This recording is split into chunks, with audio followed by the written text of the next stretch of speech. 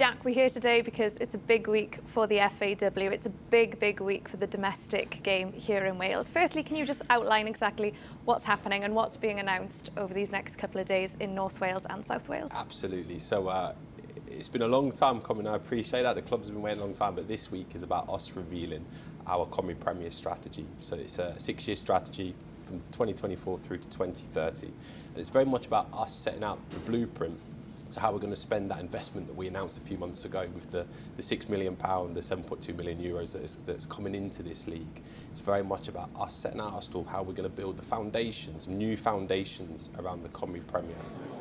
Can you tell us a little bit more of exactly how this strategy has been developed? Yeah, so there's been a very robust consultation process first and foremost. It's probably been 2 years in the making where we've very much been listening to the clubs and the views of the clubs, their people, the supporters, all those stakeholders around the domestic game to help us shape this.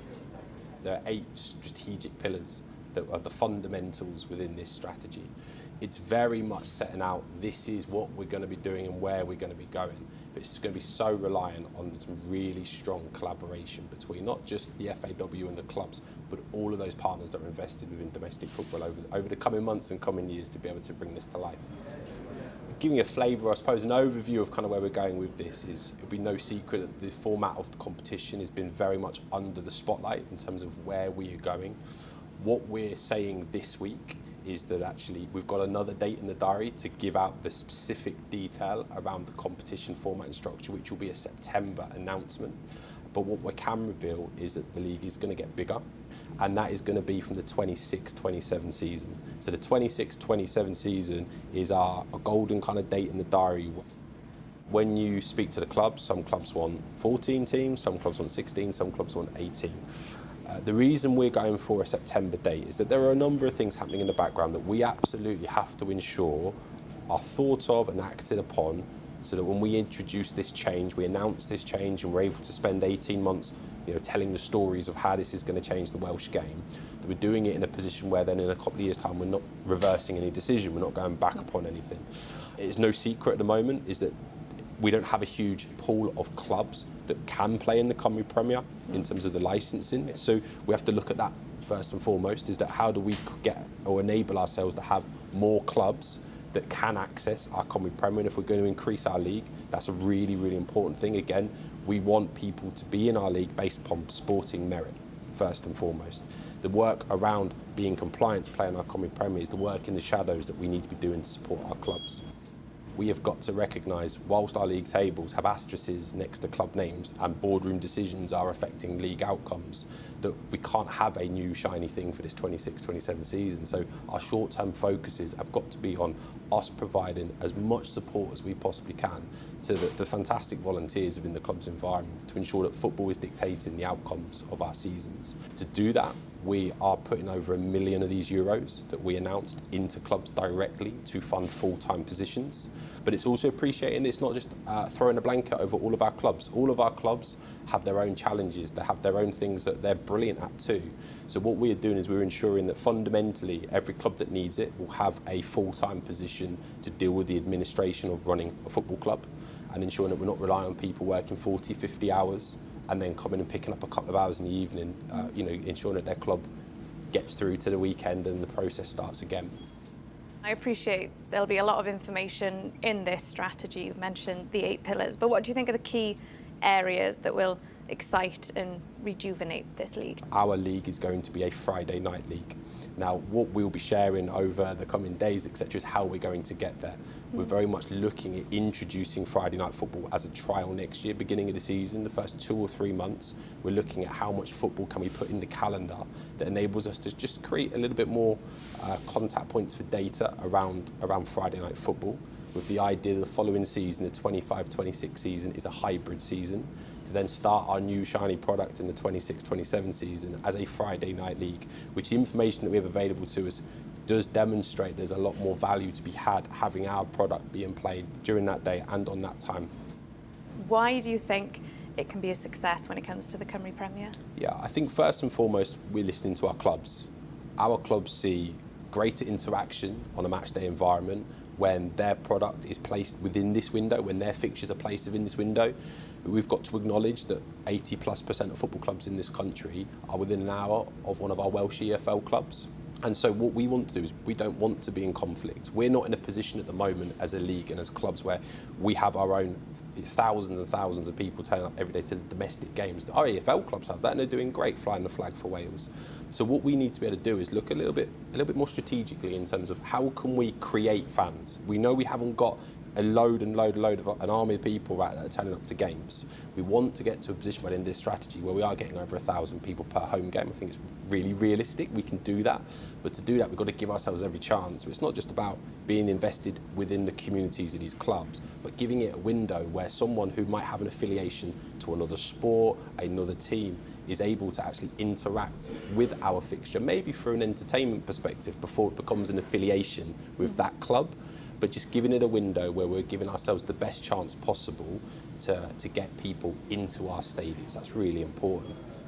You mentioned the entertainment side of a Friday night league, but what about the practical side of it? What would you say to people who think, okay, well, 11 out of the 12 clubs currently in this Cymru Premier League are semi-professional. You've got players, managers with full-time jobs, responsibilities. What would you say in terms of the practical side of playing every game on a Friday night? We want to ensure that the work we are doing over the next 2 years, where we're transitioning towards this Friday night football, and this is why it's a transition rather than this is happening now, is that we're able to work with clubs to understand some of these issues. We're able to give clubs the opportunity to think about, well, what does that mean in terms of their own operations? What does that mean in terms of their own recruitment? What does it mean in terms of their own budget and investments that they're putting into their playing squad, so that they're given the best opportunity to have a competitive team that can thrive within the environment and the time that we put our leagues on. We're doing a lot of consultation with our clubs, so our rules, for example, our competition rules are with the clubs at the moment to give us feedback on, and as part of that trial and extension next year, we've extended the midweek mile rule to enable more games to be played in a midweek. So we're able to get another 18 fixtures that can be played on a Friday night next year, based around our competition rules and regulations that the clubs are on board with, which is great. So for us, there's a buy-in here from our clubs. Equally as well, we've picked the 26-27 season for this launch because the majority of our commercial deals expire the season leading up to that. In our current framework of operation, if we move into a increased league model with the current frameworks, commercial frameworks at play, we'd actually be weakening our clubs in terms of the money and the investment that we can place within them. So it's really important that we're utilising this little period of time here just to iron out a few things. I'd also add that we're utilising some external expertise here. So we're very much at the table with a couple of the really interesting organisations that specialise in elite competition structures, where they're able to provide this really independent, non-biased viewpoint on the information that we feed them with what we think or where we think we want to go. It's able to be vetted and almost quality assured, so that when we do come to the table in September and say, right everyone, this is our league structure, this is what the season is going to look like from the 26-27 season. So it won't just be how many teams, it will be what does the season look like, how our cup competitions are evolving within that to really merit the football pyramid and align greater to our football pyramid. One thing that is in the strategy, which will certainly catch people's attention, is VAR. Jack, can you tell us a bit more about that and how will that improve the standard of the football, but also the standard of the refereeing in this league? Fully acknowledge it's probably one of our most contentious points right within the strategy in terms of us looking to implement VAR. What is really important here is everyone understands it's VAR light, which is very different to VAR. VAR that you see in the Premier League or the weekend within the FA Cup games, they've got 30+ cameras analysing the game. VAR light is 6 cameras, and there's no real technologies in terms of lines being printed on things. It's very much around identifying the absolute clear and obvious. I think we believe, or we're operating around 86% of key decisions that are being key decisions correctly made during a Cymru Premier game across the season. Leagues which utilise VAR technology see that at around 97%. That's quite a big jump, and we've seen instances this year where missed decisions or decisions that were not made correctly at the time, which if with VAR light would have changed the outcome of those games. And I think it's important to recognise that this is kind of also where the game is going. So to ensure that Wales doesn't lose touch with Europe, is that by the time we get to 2030, the vast majority of the 55 nations in UEFA are going to have a version of this technology within their game. So it's not the full bells and whistles that everyone sees or engage with the Premier League product. It's very much a watered down version that enables us to keep up with other nations, but more importantly, ensure that we're listening to the voices of those that have told us that they want to see those improvements made within our officials team who do a great job. Finally, Jack, we've actually hardly mentioned the fans, and of course, football is absolutely nothing without the fans. What would your message be to football fans across Wales as we, I guess, embark on this new chapter for Welsh football? Absolutely, do not wait for the 26-27 season, right, to start getting involved. Is that there is so much great work that is being done within the Cymru Premier and the wider football pyramid, which maybe doesn't necessarily get seen or heard, because some of the things that do come out in the media, right, around our game is that, let's be honest, there's probably more bad press around the Cymru Premier this year in particular than there is good.